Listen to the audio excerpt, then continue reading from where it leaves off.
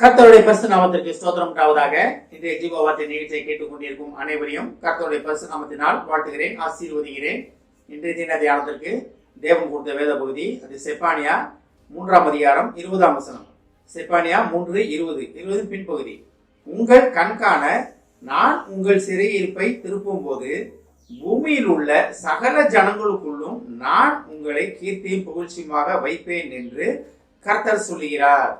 இன்றைய தினம் இதை கேட்டுக்கொண்டிருக்கும் அனைவரிடையும் கர்த்தர் சொல்லுகிற காரியம் என்னவென்றால், நான் உங்களை கீர்த்தியும் புகழ்ச்சியுமாக வைப்பேன்.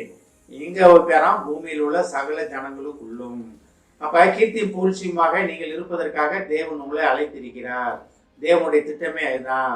நீ கஷ்டப்படுவதோ, நீங்க அவமானப்பட்டு வெட்கப்பட்டு வேதனைப்பட்டு இருப்பது தேவனுடைய சித்தம் அல்ல. அதை நம்ம புரிந்து கொள்ள வேண்டும். தேவனுடைய திட்டம் என்னவென்றால், நம்ம கீர்த்தியும் புகழ்ச்சியுமாக இருப்பதுதான் தேவனுடைய திட்டம்.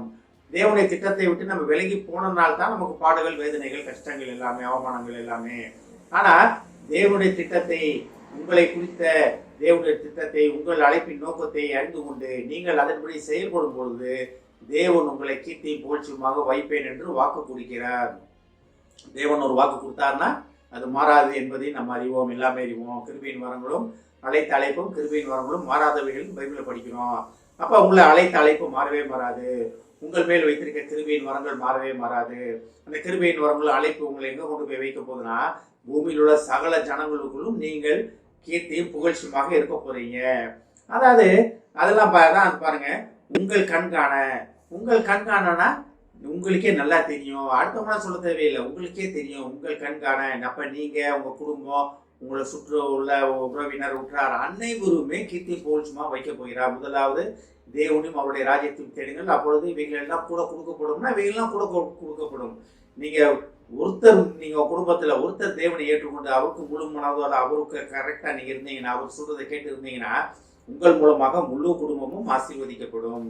இதுதான் தேவனுடைய திட்டம். அதனால தான் உங்கள் கண்காண அப்படின்னு இதுல வருது. உங்கள் கண்காண நான் உங்களை, பாருங்க, நான் உங்களை.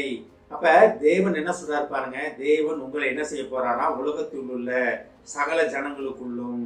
அப்ப தேவன் உங்களை உலகத்தில் உள்ள சகல ஜனங்களுக்குள்ளும் தமது ஜனமாக உங்களை தெரிந்து கொண்டார். அப்ப சகல ஜனங்களுக்குள்ளும் நீங்க தான் தேவனுடைய ஜனம், தேவனுடைய பிள்ளைகள், தேவ சாயலாக படைக்கப்பட்டவர்கள். அதாவது எல்லாமே தேவ சாயலாக படைக்கப்பட்டவங்க தான். எல்லாருமே தேவ சாயலாக படைக்கப்பட்டவங்க. ஆனா அந்த தேவ சாயலாக படைக்கப்பட்டதை உணராம நம்ம மக்கள் என்ன பண்றாங்க? தேவனை வணங்காம படைப்பை வணங்கி கொண்டிருக்கிறார்கள். படைத்தவரை வணங்காம படைப்பை வணங்கி கொண்டிருக்கிறாங்க.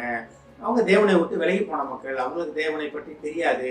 தெரிஞ்சாலும் இப்போ நிறைய பேர் என்ன சொல்லுவாங்க, நீங்களே கேட்டுருப்பீங்க, உலகத்தில் உள்ள எல்லா கடவுளும் கடவுள் தாங்க, நாங்கள் இயேசுவும் ஒரு கடவுள் தான் அப்படிம்பாங்களே தவிர இயேசு மட்டுமே கடவுள், தேவன் ஒருவரே கடவுள் அப்படின்றதுக்கு வர மாட்டாங்க. இன்னைக்கு அவங்க அப்படி வராங்களோ அன்னைக்கு தெரிந்து கொள்ளப்பட்ட நிலைமைக்கு வருவாங்க. அதான் பாருங்க, உலகத்தில் உள்ள சகல ஜனங்களுக்குள்ளும் நான் உங்களை. அப்ப உலகத்தில் உள்ள சகல ஜனங்களுக்குள்ளும் தேவன் என்ன பண்ணாரு? இஸ்ரேல் மக்களை தெரிந்து கொண்டார். இஸ்ரேல் மக்களை தெரிந்து கொண்டு என்ன பண்ணாங்க? இந்த இஸ்ரேல் மக்கள் வழிவெளியே போனாங்க. அதனால அவங்களுக்கு வந்தது புறஜாதிகளாக நமக்கு வந்தது. அப்ப தேவனை ஏற்றுக்கொண்ட மக்கள் நம்ம அனைவருமே இஸ்ரேல் மக்கள், இஸ்ரேல் ஜனம். அப்ப தேவனை ஏற்றுக்கொண்டனால நமக்கு கிடைக்கிற ஒரு மிகப்பெரிய பாக்கியம் பாருங்க. என்னன்னா, கீர்த்தியும் புகழ்ச்சியுமாக வைப்பேன். இந்த மாதத்தின் கடைசி நாள் அன்று தேவன் உங்கள்கிட்ட சொல்ல ஆசைப்படுகிற ஒரு காரியம் என்னவென்றால், நான் உங்களை கீர்த்தியும் புகழ்ச்சியுமாக வைப்பேன்.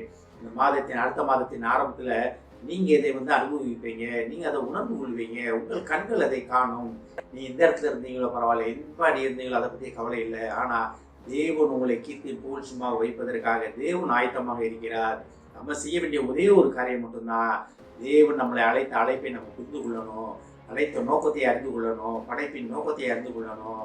கிருபையின் வரங்களையும் அழைத்த அழைப்பையும் அறிந்து கொண்டோம்னா நம்ம தான் உலக ஜனங்களுக்கு முன்பாக, எல்லாருக்கும் முன்பாக, உலக ஜனங்களுக்கு முன்பாக நம்ம என்ன எப்படி இப்போ தேவன் நம்மளை வைக்க விரும்புகிறார்னா, கீர்த்தியும் புகழ்ச்சியுமாக வைக்க விரும்புகிறார். அப்போ தேவனுடைய திட்டத்தை, தேவனுடைய விருப்பத்தை நிறைவேற்றுவதற்கு நம்ம கொஞ்சமாச்சும் தேவனை நோக்கி பார்ப்பதற்காக தேவன் நம்மளை அழைக்கிறார். ஆமென். ஜெபிப்போம். எங்களை அதிகமான அன்பின் பரலோக பிதாவே, உலகத்தில் உள்ள சகல ஜனங்களுக்குள்ளும் எங்களை கீர்த்தியும் புகழ்ச்சியுமாக வைப்பேன் என்று சொன்ன மகா கிருபையான வார்த்தைக்காக நன்றியாண்டவரே. அப்படி நாங்கள் புகழ்ச்சியும் கீர்த்தியுமாக இருப்பதே உம்முடைய திட்டம் என்பதை அறிந்து அதன்படி செயல்பட எங்கள் மனதை ஏவியவர்களும் ஆண்டவரே.